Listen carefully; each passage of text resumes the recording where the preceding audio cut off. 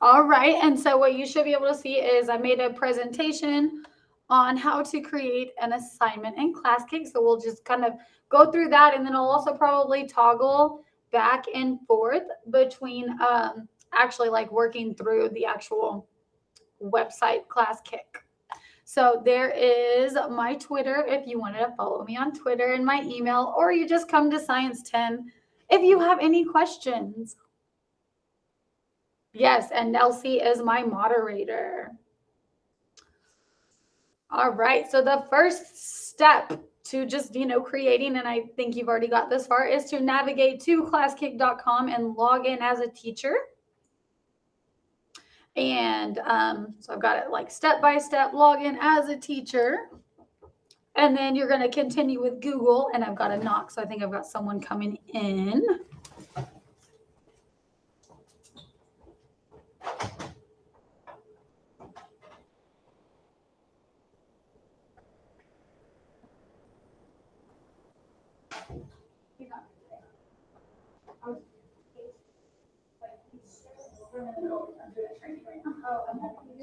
Okay. Sorry. All right. So, side question. So, whenever you use your Google account, make sure to set North Garland as your school, because as our school, we do have the pro features on Classkick. All right. So then we get to the thing of how to actually create an assignment. Part of also having Classkick Pro is you can actually create folders inside your Classkick. So I've got actually like 3 folders. I have AP, and I have MST, and I have like Avid. So I ended up having some folders there. Okay, so setting in GHS, I see that right there. I'm assuming Ms. Bowman, have you already created an account for I logged in and did everything, and at no point did it ask me. Okay. I'm trying to think. If you actually just go into your profile, so let me see. Undo this one. Wonder it's doing if I do this. Okay. I can just go tab to tab. Here we go. Because I know this has happened already with a few teachers that already had accounts, and they had to I think Miss Edens had to just go in and set North Garland. So when you go to your profile here and you go to your organization, if it's not giving you the pro features, just like join like North Garland again. And then we get I'm sorry, it isn't an option. Even under what's not an I couldn't. Am I just not spelling? There we go. Never mind. You have to spell it out entirely. Yes, that actually did happen. If you try to do the shortcut and just say like in Garland, like we are on a lot of other things, it pops up, but you actually have to go all the way. All right, cool. And then this will work because I can just go like back and forth here. All right. And so I was saying from there, once we have that, you have your dashboard. It'll show all of your assignments all at once. But like I said, having folders will really help out if you have different classes or different units you're doing, because it can get a little bit messy. So basically you click the green plus assignment, and you go to a new blank assignment, and I'll kind of give us some time to do that as we go through these slides so we can build out.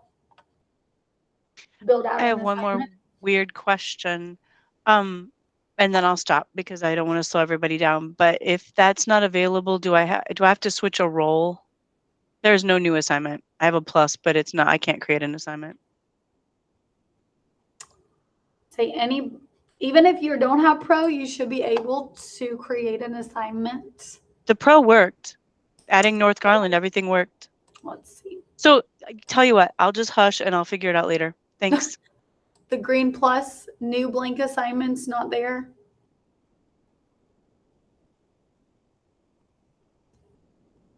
Let's see. What about Miss now I don't know how, Riviera Arozio? Are you able to create a new assignment? Yes, I was able. Okay. So I'm just going to randomly do this as we're doing it too. So we've got new blank assignment, and this pops up just like this. And then from here, you can give it a name. Yay. You can give it a description. Yay. You can say your subjects. So I'm like chemistry, and whatever grade you teach. And you can keep it private, or you can share it with a colleague. So that gives you your little generic settings there. So I'm just going to go kind of step by step. So we got our plus button. We changed that. And I'll share this presentation here also shortly here, so you can have those steps for when we're done. So step 5, I said click on the first slide and choose your background. So you can do a plain color, a preset color, or you can upload like a picture or a file. What I usually do though, I just get in here and under the word background right here, I usually just pick a color. And then I modify it that way. But you can, I was playing around earlier, uploading some PNGs. I had that one got a little stretched out. So if you do things as background, sometimes they get stretched out, but you can do like graph paper. A favorite that I like to embed is the Venn diagram. So we're, practicing those AVID strategies. You can have 2-column notes. Or they've even got just some preset generic backgrounds with some borders. So I actually usually do one of the bottom 3, and then I'll just like add text boxes and stuff. So there's your background feature, however fancy you want to make it. Then step 6 is going to be choose how you want to set it up. So do you want text box for directions? Do you want to insert any links for your students to like navigate to? Or do you have a worksheet that's already made and you just want to drop the PDF in there and make students be able to like input answers? So we got a few different things there. I'm going to show you all the different ways live in action. So if you do a T right here, you could just say, follow these directions. And then, you could have your directions down there, and you could type up your directions for whatever you want the students to do. The second one, you could insert a link. So this little button here is to add a link. So say you wanted them to go to YouTube and watch a short video clip or read an article, like that could be any of those. So if you have, I'm going to find a chemistry one, but if I go to, no, it has my timer memorized. Let's do, I'm trying to think what we're doing. I'm doing electron configuration currently. So just for fun, say I found a video I really wanted my students to watch. I could grab this link here, copy it, pick my link button here, type it, paste it in the URL and say like, electron configuration video. And you could even tell the kids here, follow the directions. So number 1, watch this video. Okay. So you'd be like, watch this video. And then you have the link right next to it. So it's all in one place. And then they navigate to the link and watch the video. Again, you could upload any link, like an article from like your drive. And then the third thing you could do is you could insert a PDF or a PNG or like JPEG, any kind of picture file. So I'm just going to randomly, and to do that, you go to the camera icon, upload from the computer. I've got my electron configuration notes in here just for fun. That's a PDF. And the cool thing about these PDFs, whenever you drag them in, this is an 8-page file. But I could actually just snip what I wanted from it. So my actual electron configuration is here. So I could actually just snip this part of it and then I could drag it to this page. And there I would have a picture for the kids to look at as well. So I could just straight up type directions. If you already had a PDF, you could drop a PDF in that easy, or you could add some links to your page. Any question about those features? Right. Where did you start? Because I was looking down and missed a click. You're good. So it's one of the three ways. If you just want to add text, you do the big T. If you wanted to add a link, you do the one that's 2 over from it. It's the picture I missed. The PDF. Oh, go to add image. Got it. And it will let you like upload directly from your camera, or you could just do it from your computer, which is why like PDFs work just fine. It's kind of misleading. You think it has to be an image, but it doesn't. It can just be a PDF. Image or a snip. Yes, yes. Perfect. That's all thanks. And then that, like I said, the cool thing about your PDFs too is you can actually snip multiple times on the same like page and put them on different locations. So just for fun, I'm going to do that with slide 2. I'm going to go back to that so I can show that feature. I'm going to go back to those notes I was showing you. I had like, I like them big, so they were big notes. But I could snip the first part here and say, okay, next. And then so I don't have to upload that same file again. I can add another, take it from my same one. But, oh, yeah, I want them to have this too. And then I can even add it on the next page. And just for fun, I'll just finish with those two. And it already is going to take and put the first one on the second slide. And it took the other one and put it on the third slide. So you're not having to like import them all individually. Like you can link it from the same like PDF, which is pretty cool. All right. So the next thing I think I actually went into, I did this in my presentation. I said, if you added text, you can change the color and the sizes. So I'll do that with my text box. The T underline is your text color. The little paintbrush is your background of your text box.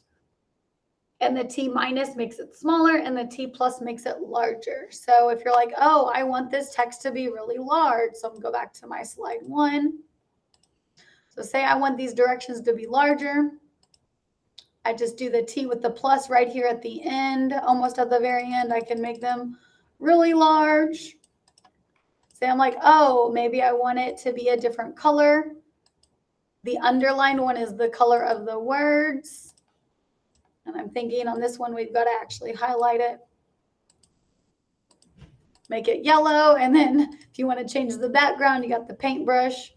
Just, oh, that looks very hard on the eyes there. There we go. A little less bright.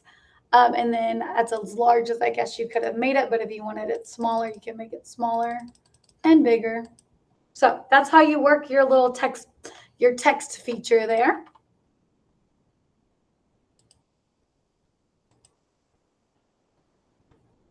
Let's see.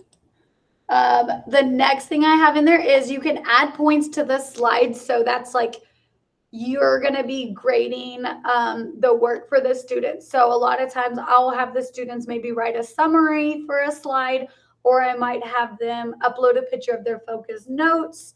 So say I go back here and I say, watch this video, take your focus notes, and upload a picture. What you can do is say, okay, up here in the upper right-hand corner, I'm going to make this slide worth 10 points then. Again, when you're doing Classkick, you can make it as easy or as hard, like in terms of how you want to grade it. I've done both to myself. I've made some assignments all auto-graded. So I did all the upfront work, put in all the answers, and it was automatically graded.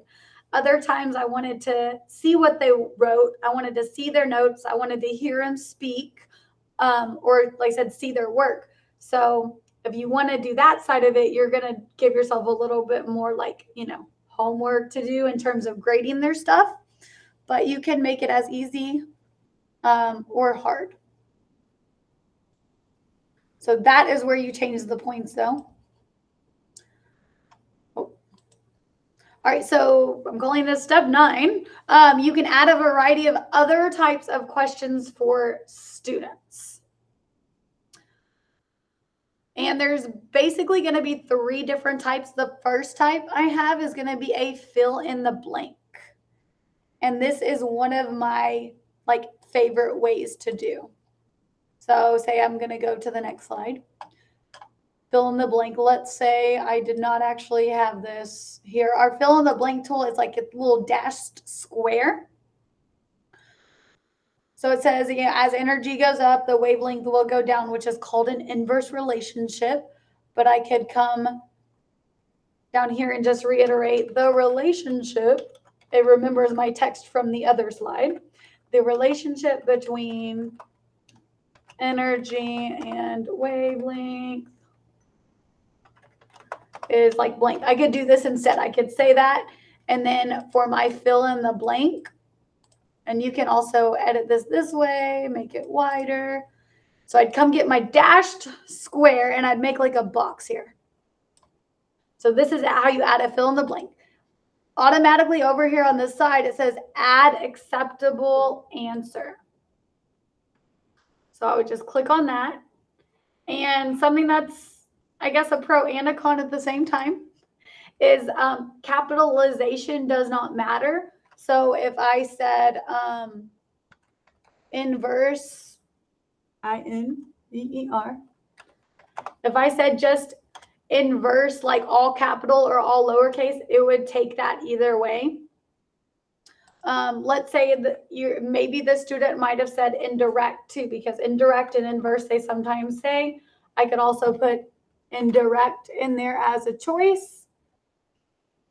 And the good thing with this is the students are going to know if they get it right or wrong as long as we make that setting available to them.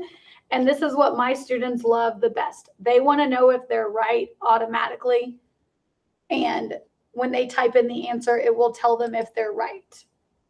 And then I can say, okay, that's going to be worth 5 points. And what Classkick will do, it'll automatically update my points here at the top because of that fill in the blank tool. I could do any math ones as well. Again, my little slide says, hey, what is 1 plus 1? Yay. And then I could put in my fill in the blank tool. And my acceptable answer, I could say, yes, I know that is 2. And again, give it like 5 points. So as you're creating this, you can basically make your answer key, and that's the auto-graded part that makes your life a little bit easy in the end, because then you know what your students are doing, and they know how they're doing. Here. This was my little thing there. Add your fill in the blank, assign your points. So before I go to the next manipulative or activity to add in, is there any questions about fill in the blank?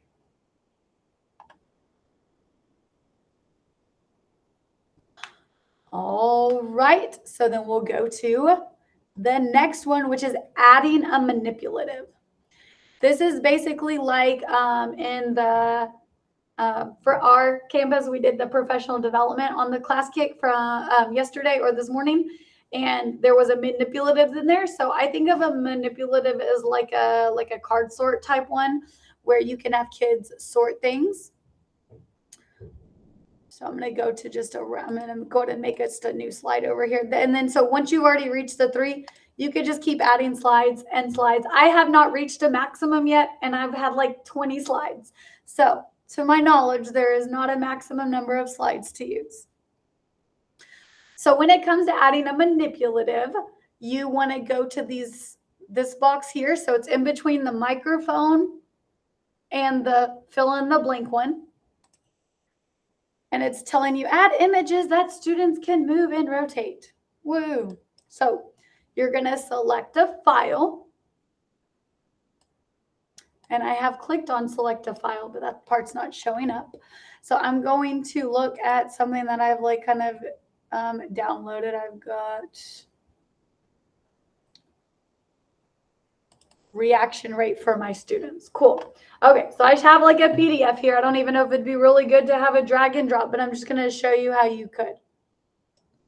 So on here, okay, cool. I've got an image here. Say, oh yeah, I really like that image. I can select it, then hit next, then hit next, and then I can add another. So again, say you already have a file built out with cards. All you do is upload that file, and then you can do as many of these as you need to so that you can add it to the same page. Again, I'm just randomly clicking some things here so you can see what you can do. And we'll do one more image. Got another image. Okay, cool. Got a data table. And then next. And I have all of these being added to the same slide. So then I hit finish. And it drops all of your card sorts into there for the students to manipulate. And again, you could play with this however you want. It could be a card sort where you have them arrange things like into different columns. You could have them match, different definitions to examples. So I basically think of the manipulative as kind of just like a digital card sort. But if you want the students to be able to move those images around, you have to make sure and use the add manipulative. Because if you just add an image like I did before, those images like stay put and students can't move those around. So important difference there. And that is pretty much it for manipulatives. So you just add them in. All the directions are kind of long for that, but I took us through that in action. But I have the select your file, snip your areas, click next, add as many as you want. Until then, yay. All right, and I have one more feature I wanted to show, which is adding a multiple choice question. So if you already have a multiple choice question in a file, you can totally bring that image in. I'm not sure if I do, so I'm just going to type one. I'm sure there's one somewhere. Actually, I should definitely have a test in here somewhere. I'll just upload one. Why not? Go to AP Chemistry. So again, these do have to be in like PDFs. I don't want to take one from my actual AP document. Rate law. Okay, so then here was a question. I don't know if it's multiple choice.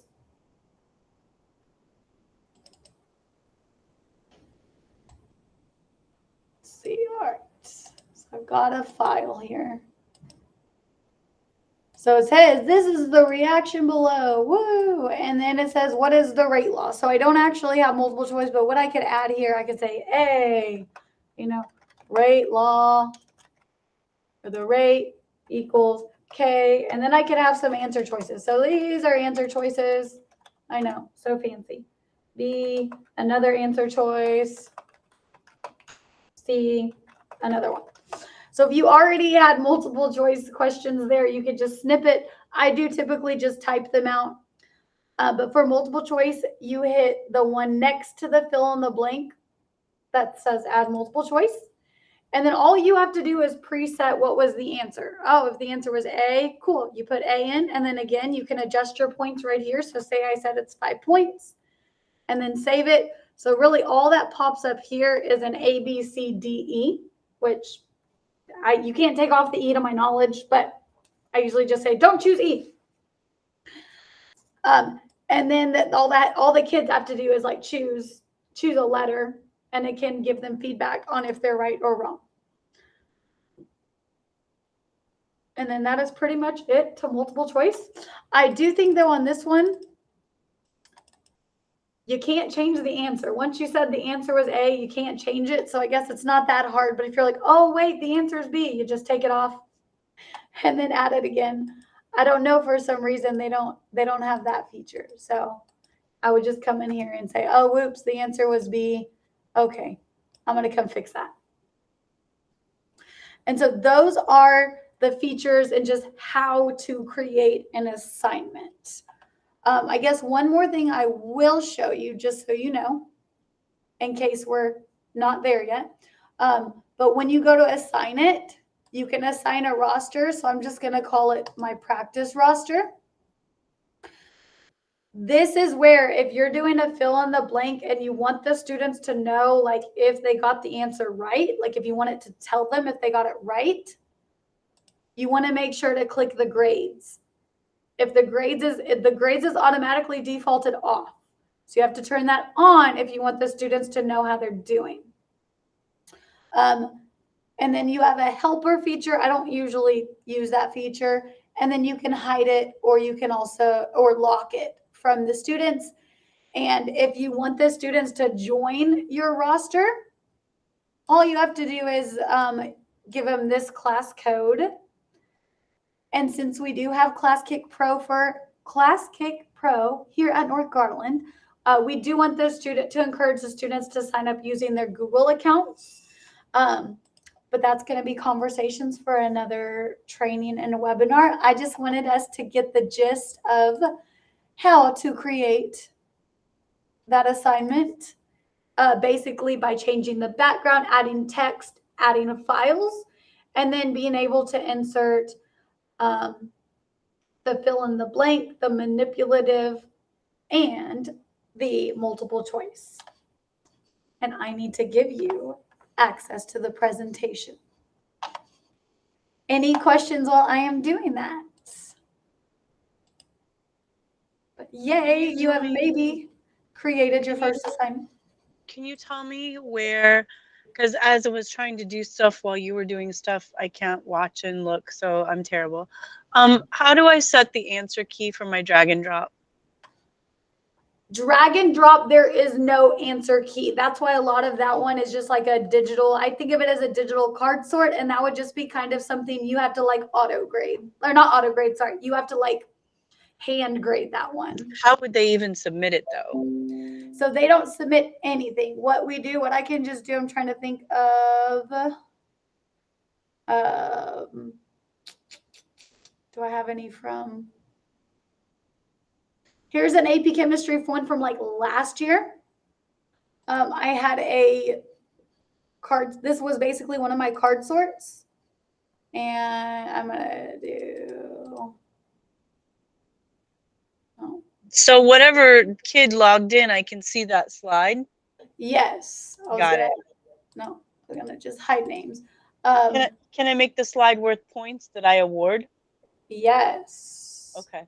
So now that I have names hidden, I just did a big Classkick in my chemistry class.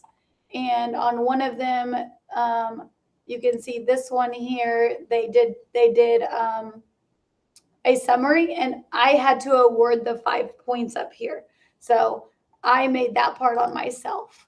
I had other slides where this part was auto graded here, but I told them the other points are you writing all of your units and your work. So you can make it as intricate as you want, but my students really like to know if they were right or wrong. So I turned the grade feature on.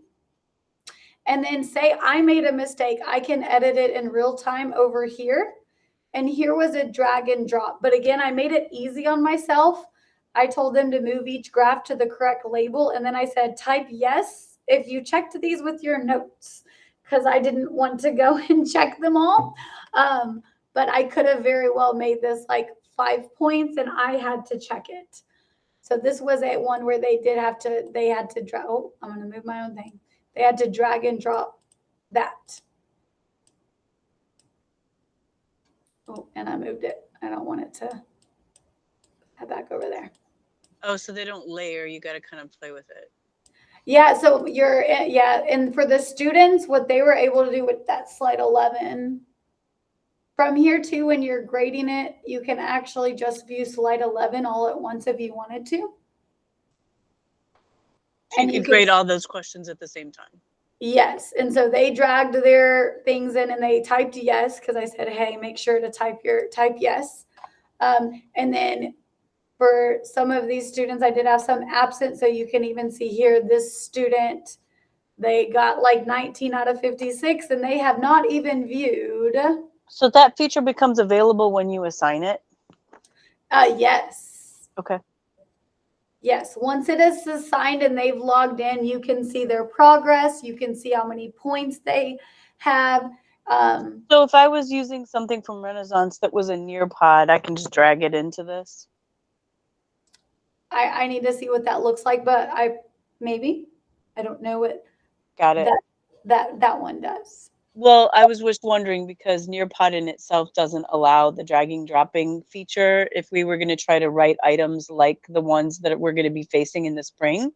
Okay. And so if we were going to develop a handful of them just for a teacher to play with, then we could use presentations that have already been developed and just like Classkick modify them. Oh, sweet.